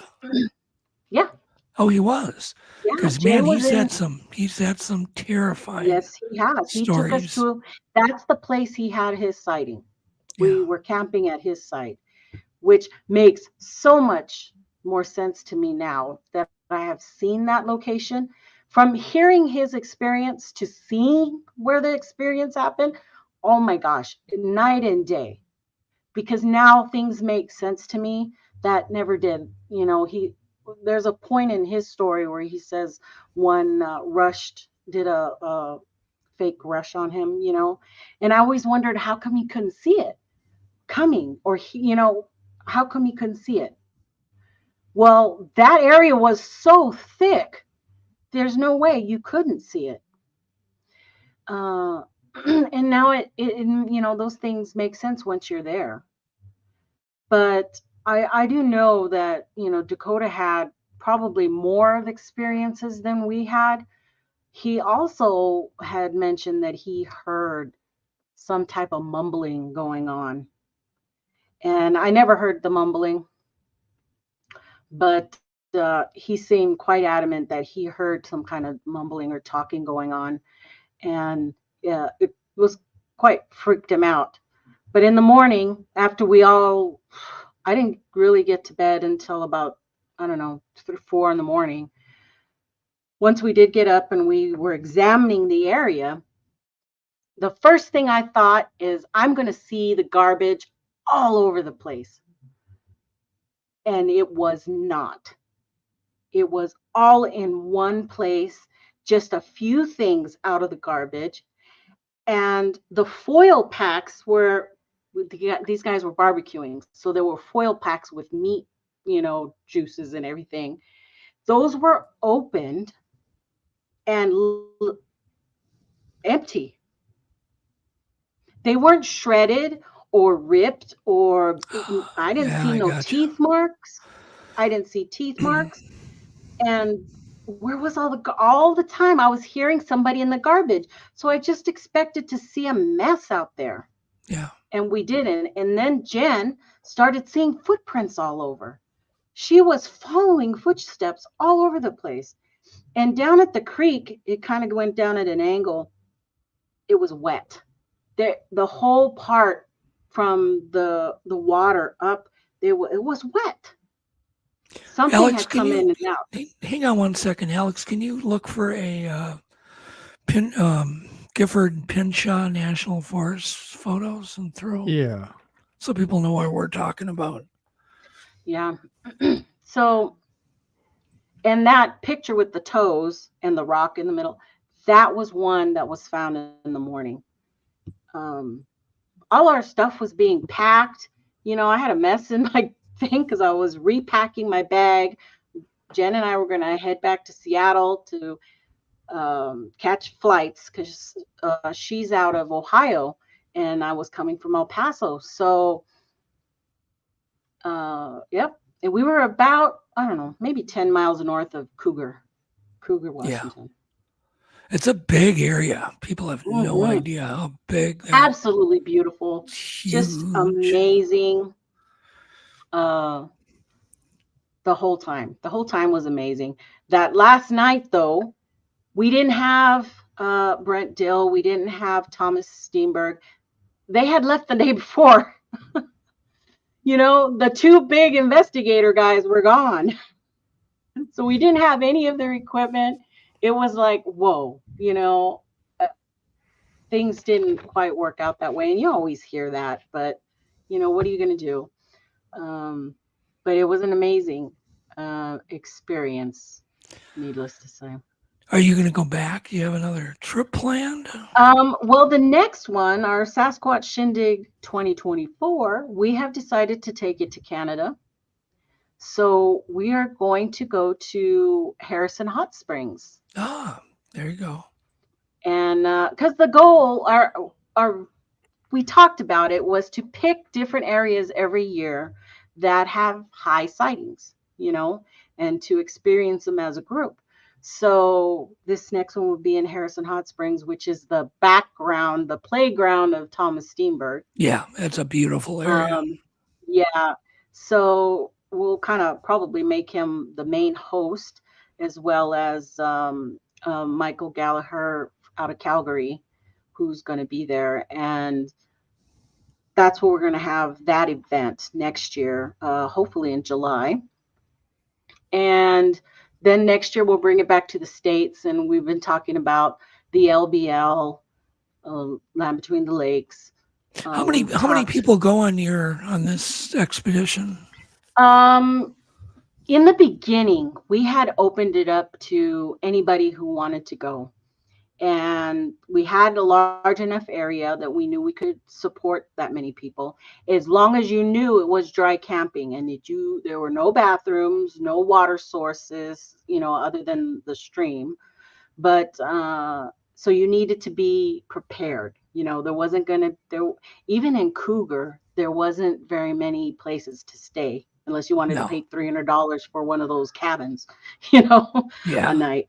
But so as long as you knew that you were going to be on your own and you needed to provide all your stuff, we were going to allow anybody to come. And you get really dirty in the Gifford Pin Shop because of the lava dust. Yes, it's all ashy. Ash. It's not That's like dirt; it's ashy. So that was a different experience. Yeah. But we started out with like 40 people wanting to come, and we were like scared. I was like, oh crap, we're gonna have to try to get some bathrooms out there or something. But no, as we got closer to the date, people started dropping off. People can't afford it. Everybody wants to go, but when it comes down to it, we had 13 people camping, and we had 2 more just show up for the day. And it was perfect. So we decided to limit the people coming. We're only gonna mark it up to 20 people. We'll invite, and we just have to do it that way because it's really too much for anybody to handle. I think Alex wants to go. It's gonna be fun.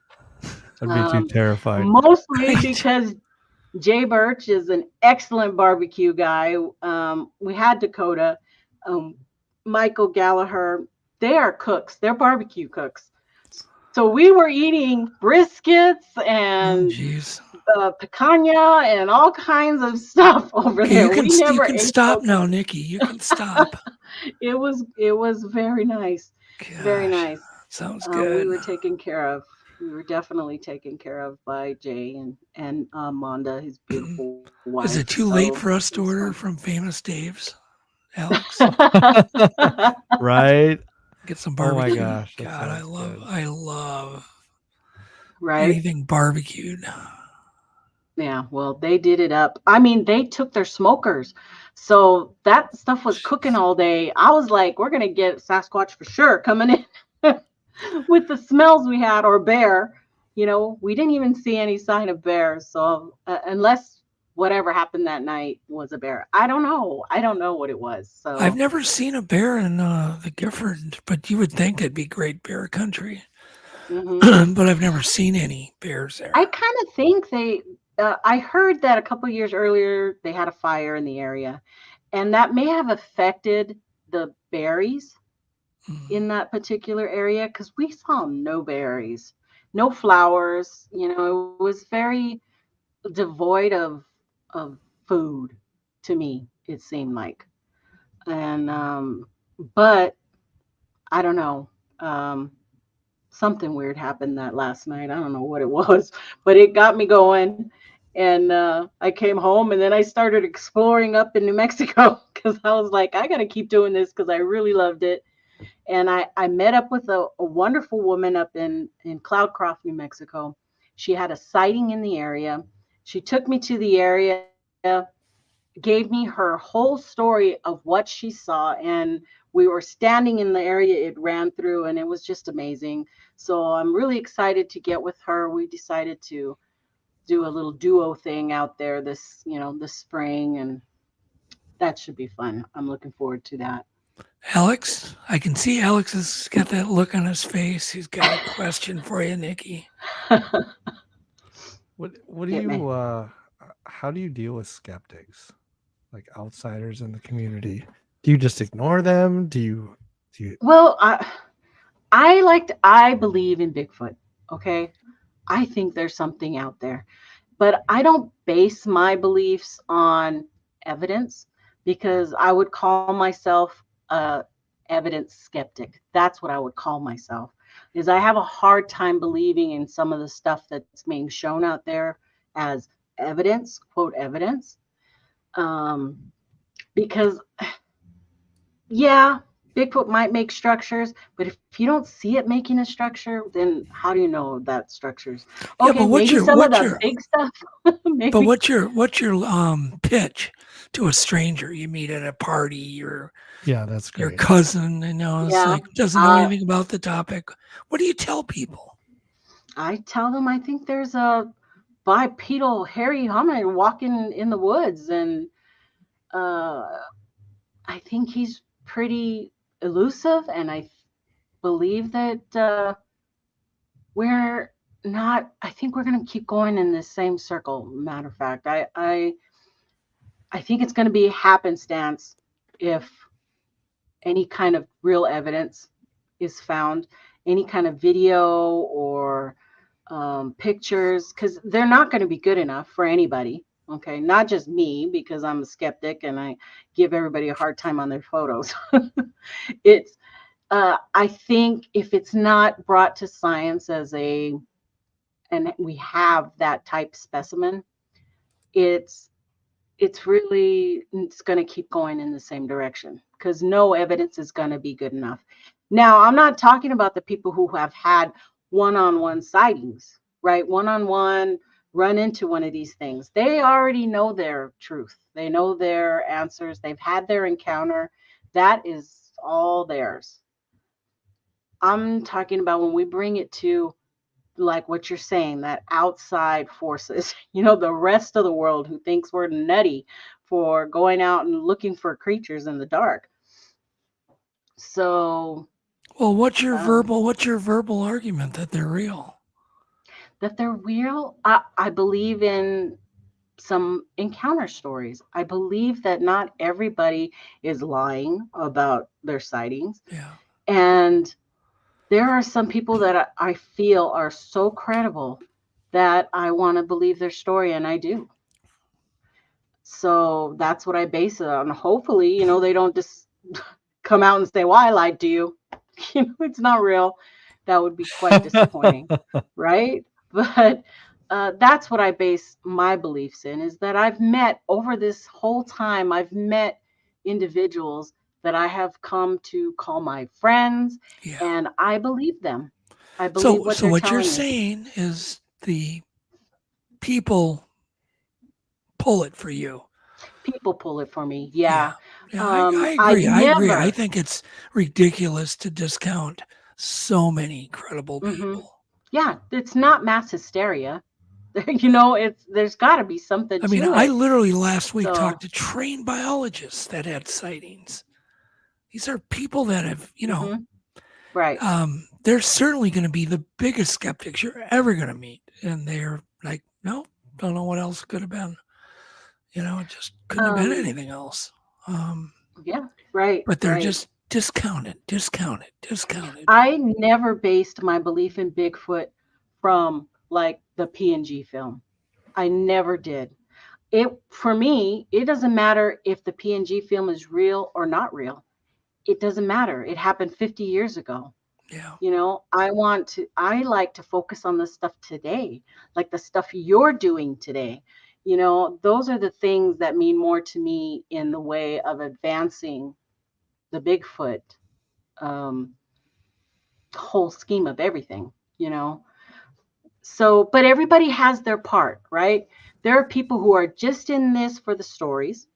There are people who are real investigators who have evidence logged every day, temperature and where they're at and what they find, and have it for you, right? They'll show you what they have. And then you have enthusiasts who go out and are the weekend warriors who go out, have a good time looking for Bigfoot, and probably at some point they might run into one. They might put themselves into a position that would give them the opportunity to see one. I have a hard time believing that every time somebody goes out, they see one. I have a hard time with that. You know, how many, what percentage do you think of sightings even get reported? Oh, I think very few, actually. Yeah, I think a lot of people, I think it's growing. People aren't as scared anymore like they maybe used to in the 70s and 80s. Keep it quiet. You know, that's kind of crazy. I don't want them to put me in an insane asylum or something. But I still think it's quite low. I think a lot of people might be damaged, you know, PTSD or have you that. ever been teased? I can't remember, maybe behind my back, but I've been forward with, you know, this topic for many, many years, and I don't really recall any really too much giggling from anybody. I think it took me a long time to come out to my extended family, but once I did, there was so much support and interest that it just opened up for me, and then I was like, oh, okay, cool. You know, there seems to be more interest than a laugh factor, I think. Alex, Alex has never had a sighting, but you've been around this topic forever. Where do you stand with your beliefs, Alex? I'm just curious. There's no way all these witnesses can be making stuff up. Okay, so but if you had to bet $1,000 today, real or not real, where would you put your money? Well, there's so many people that share these stories that have nothing to gain. Yeah. And they're so reluctant to share them. They're embarrassed. Some of them have to, you know, almost be pushed to share their story. So why? So you'd be betting $1,000 for the existence? Yeah, I'm with Nikki that based on just the incredible number of witnesses. Yeah. Yeah. So apparently we have 10,000 documented sightings, and I think most of them are now in a GIS database, believe it or not. But think about all the ones that are in podcasts that aren't part of that database. Right. All of the, you know, is it 1% that's reported, 10%? That still leaves, you know, another 100,000 witnesses. Right. There's got to be another 100,000 people that have seen something at least, or, you know, have had some type of an encounter. It really bugs me that people don't report it. What do you think? I mean, I'm curious to know, what are your feelings on the spiritual end or the paranormal end of Bigfoot? Don't really have much. I mean, I had one weird experience where we were around a campfire. We heard a bluff charge. It sounded like an elephant running towards us. We could hear the grass moving, you know, we could feel the ground shaking, but we didn't see anything. So that was my first kind of where I went, okay, I'll just keep an open mind. All right. So I just have an open mind. Yeah. Because we do live in a weird world. I mean, we do. And I've had paranormal experiences aside from Bigfoot. Yes, I know something's weird, right? Yeah. I'm just not at this point. I'm not ready to put the two together. That Yeah, they, exactly. Disappear into a portal. There's no or reason to combine them. Yeah, why do we need to Why do we need to combine them?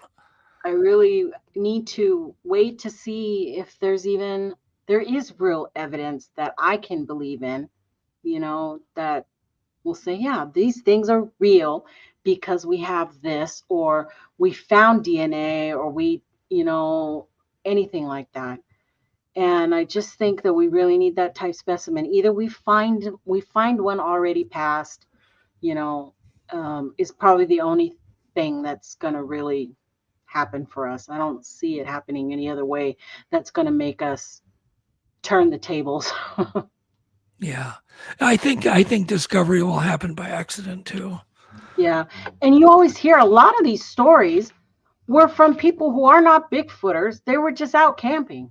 They were just out having a good time, and the kids were playing, and then something happened. Or they were driving down the highway and one went out in front of them. That's the majority of those sightings are based like that. So I think it's going to be happenstance. It's just going to happen sometime. It's going to happen for sure. Yeah, it'll be a Tesla semi-truck that comes around a corner and flattens an animal by accident. Right? Yeah. Right. But like meanwhile, it's fun to talk about them. I love to talk about them. I love to speculate about where they're from, what they're coming from, what do they eat, when do they migrate, do they have families, are they talking, everything probably has a language. Do I believe in the Sierra Sounds? I don't know, maybe. I have a little bit of back and forth on a lot of these issues. That's why I have my channel, to get people on to talk about it. That's all. So yeah, I mean, we all have our good days and bad days. We're 100% sure, and then some days we even doubt our own experiences. And I think it's a healthy, it's a healthy thing. It's still a very gray topic. We don't have a body. We don't, Yeah, when you go out into the woods to your little cabin out there at the lake, you have experiences like that. That's even more, it's scary. It's instances like that make me go, is this something's going on? There is.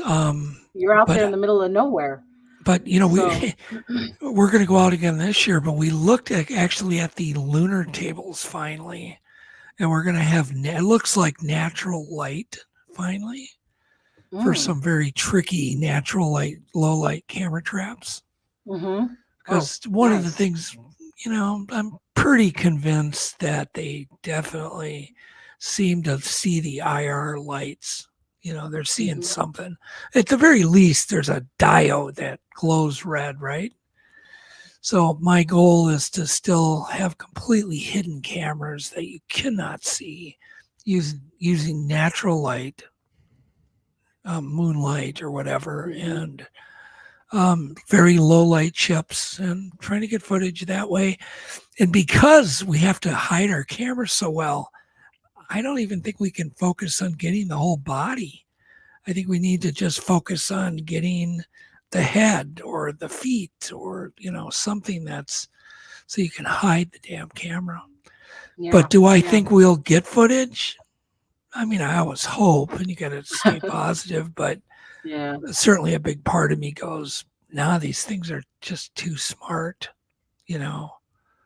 something. That's what it seems like, if they're being this elusive and not any of us have caught. Who knows? But not everything has been tried. There's a lot of jillions of things that have not been tried, to get footage. And even if you get footage, it's not going to convince anybody. It's just going to be cool for the people that were involved in getting it. Yeah. But it's not going to be cool for everybody. It's just like, oh, okay, whatever. Some will believe, some won't. And you move on. Right. Well, it's the fun of the hunt, you know, if you want to call it hunt. It's like fishing, I guess. Yeah, you never know what you're going to get, but you got to try, right? Yeah, and exactly. And I wasn't an investigator. I didn't go out camping to go look for Bigfoot. I just went because I loved nature and I loved to hike. So that whole shindig for the first time, it bit me, you know, the Bigfoot bug. So I can't wait to, you know, see what I can do and get healthier and go out. I have to, because at 8,500 feet, I was having a hard time breathing. I can, let me tell you. Yeah, everybody would.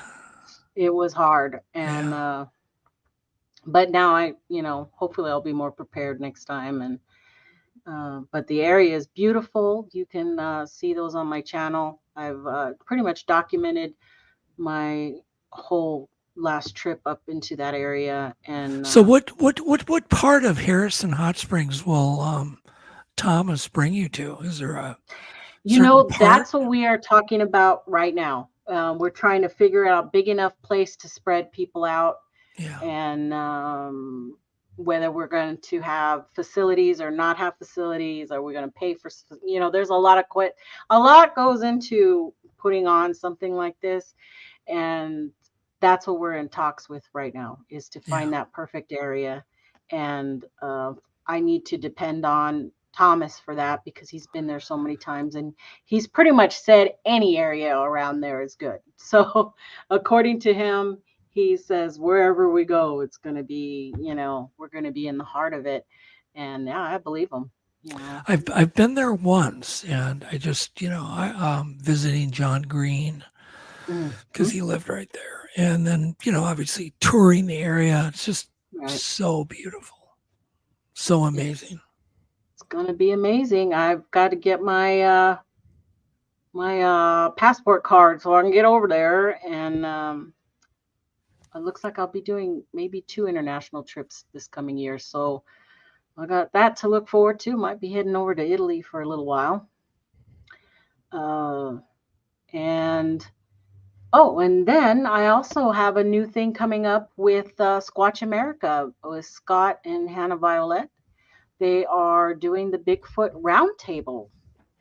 So they have asked me, Joe Pass, the Squatching Cowboy, and Toby Johnson from the Owl Moon Project to come together and do a roundtable discussion. I guess I'm going to be the skeptic. Yeah. So that'll be fun. I have no issues with talking about Bigfoot. So that and you know, people really shouldn't. I just don't see the harm in just discussing the topic. Yeah. I don't see any harm in it at all. Just talk about it. There's no reason to take sides. That's the whole fun part. That's the whole fun part about it. And we've done that many times on my show. We've had a blast. We usually end up laughing, and but I've done some pretty serious stuff too on my show. I even had Rick Dyer on, and I know you don't want me to mention a whole bunch of names, but you know, he's known as one of the biggest known hoaxers in the whole community, and I had him on my show for an interview. And how did he respond? He's proud. He was loud and proud to have hoaxed the community. Yeah, well, if you're gonna hoax, might as well be proud of it, own it. Yeah. So he fessed up to all the money he made, $50,000 on the first, and then another $180,000 on the second hoax with Hank. And he went right through. You know, he answered all my questions. I had him on twice. I had him a year later after that first one. But I think I'm kind of done with him. And he's still out there, folks, so beware. You know, he's coming back. He's wrapped his truck all up again, Bigfoot hunter stuff. And so, we might be seeing more. We might be seeing more from that for sure. Yeah, well, if, you know, he made money, why not? Yeah, you just got to fool me twice, whatever. You know, it's really the press that gets so gullible. They don't do any investigation. They do dumb things. So if anybody has any questions for Nikki, throw them in caps and let's get Nikki some chat questions here. There was a couple, but I missed them. We were on a roll. Says, I like Nikki's attitude. Yeah. Thank you. Thank you. Let me take another swig of my tea. Yeah, I've been drinking water like crazy here. I always worry when I'm on the air that I'm going to drink too much water, if you know what I mean. I'm going to have to disappear. Look at the smile on Alex. I know you've done it. Oh, yes. You drink too much and you just go. When you're about to have an emergency. Yeah. Podcast emergency. But I don't know. Was this touched upon? What do you think of the future of research? What do you think is going to be the biggest gain? Yeah. We've got a lot of new technologies.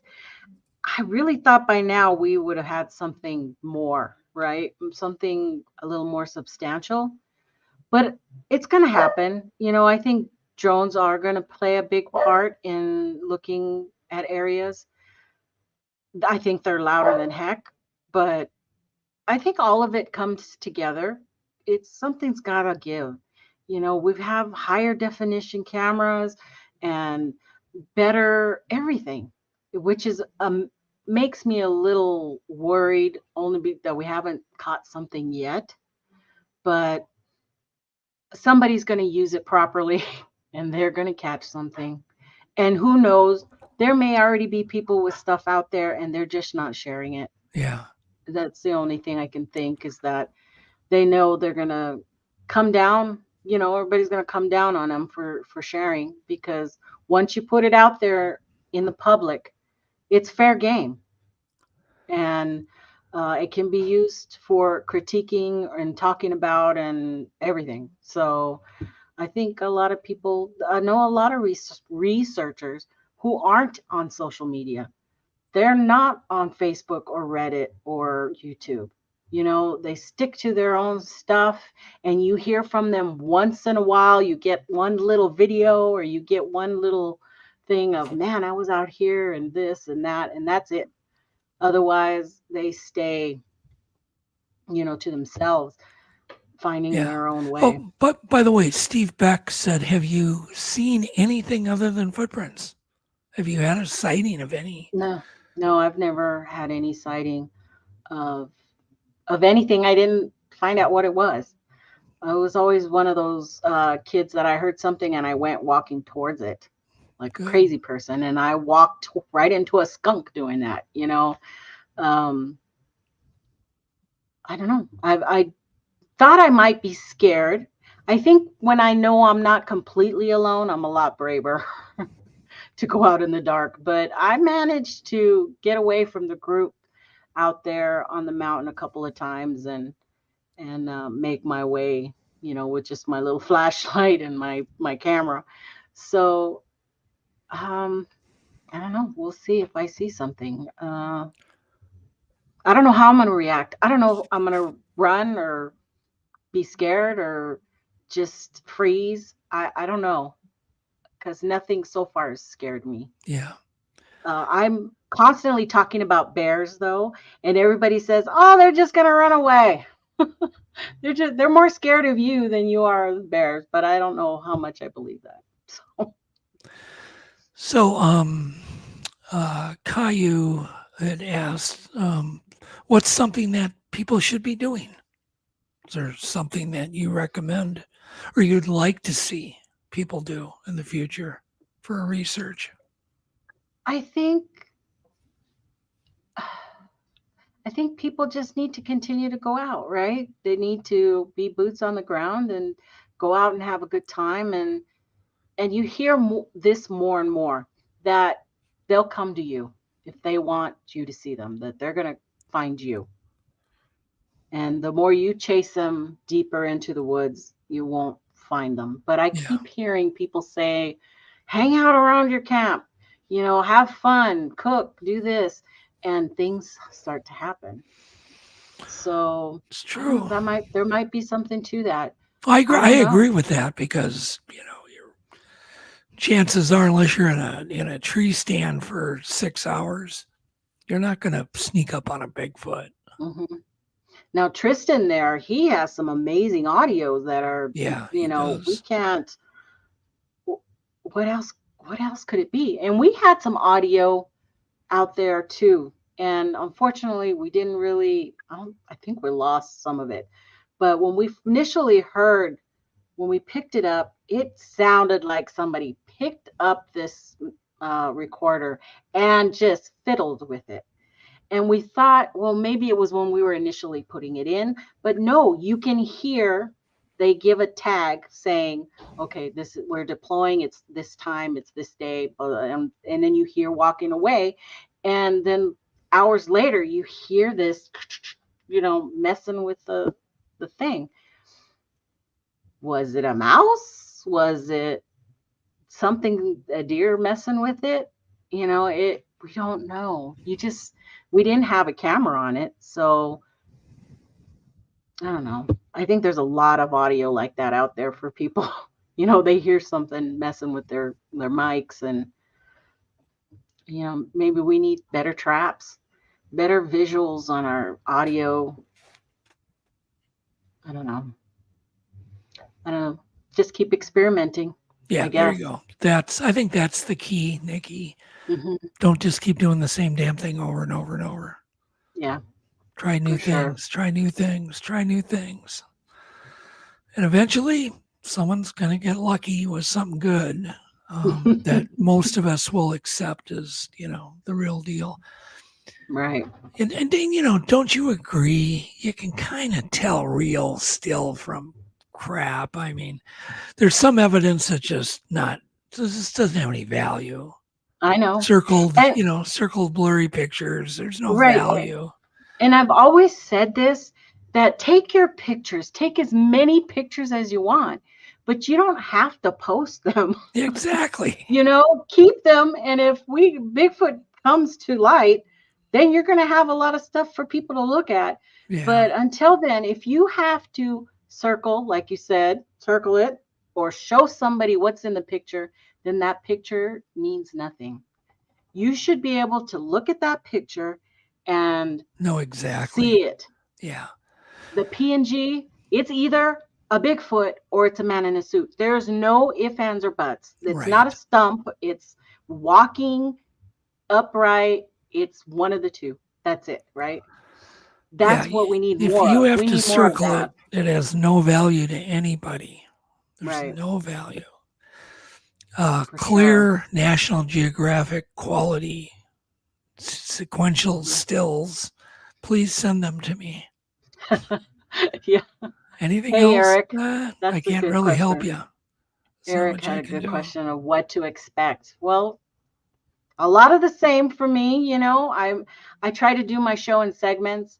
I have my first hour. I kind of do opposite of what you do. I do my first hour as my main part of my show, and then I break off into Bigfoot news. I do a Bolo segment where I'll talk about, upcoming movies or documentaries or whatever. And then I do a part that I call Show Me What You Got.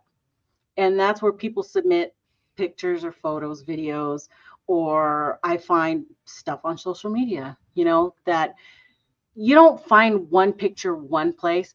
It's everywhere. Have you noticed that? You've seen the same post that gets grabbed and taken to 10 other groups. So by the time you're posting it, who knows how many sites have this one particular photo. I'll show those and I'll ask people what they think, and I'll tell people what I think. And sorry, I don't believe Bigfoot has baggy legs. So if you have a suit, Exactly. You can I posted a video. I can't remember the title, but it's like 10 ways to spot a Bigfoot hoax. And one of them is ankles. Yeah, if the ankles are wide, that's not anatomically correct. It's just not. Or if they have tennis shoes on, that's not correct either. Yeah, no, tennis shoes are not correct. There's some pictures out there, that have that. Well, okay. What night do you drop new shows, Nikki? Sunday night, 5 p.m. Mountain. Okay. are my Sasquatch Secrets shows. I used to do a bunch of other things, but I think this year I'm just going to focus on the Sasquatch stuff and make it a good show, you know. And but I throw in game nights every now and then. We have to have a little fun, and I have a great group of followers. I mean, they're perfect. You guys are perfect. No, it is nice. Sometimes it feels like family almost when you get for sure. And that's what's awesome about when you're able to travel, you know, is meeting these people. You make lifelong friends, and it just doesn't matter. You know, you just drop everything. And man, I would go live with Jay Birch and his wife Monda. They could adopt me if they wanted. I would go. I would definitely go. So that's awesome. Yeah. All right. Well, thank you, everybody. We're gonna sign off. Happy New Year, everybody. Happy New Year to you, Nikki. It's great meeting you finally. Yes, nice meeting you. I hear your name come up all the time. Ugh, probably bad. Probably. It's true. It's okay. I'm not hurt about it.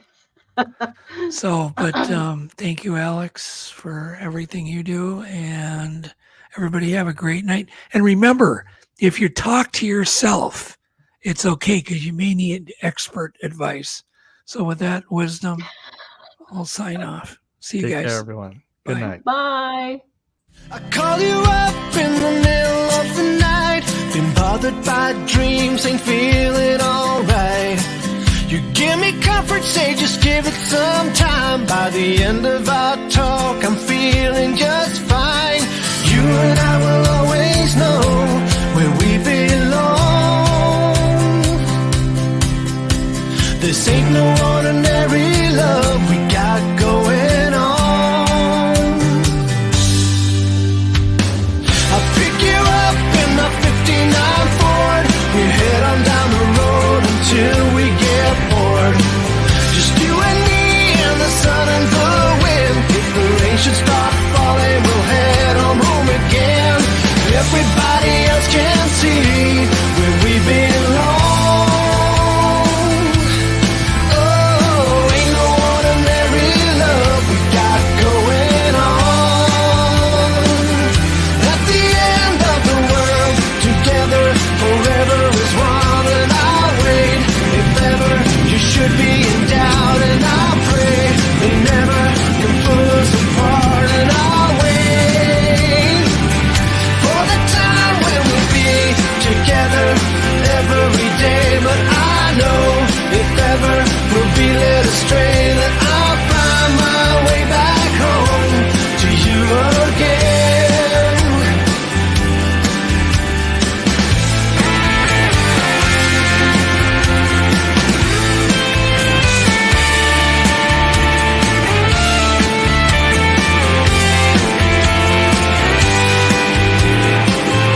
At the end of the world, together forever is one, and I'll wait.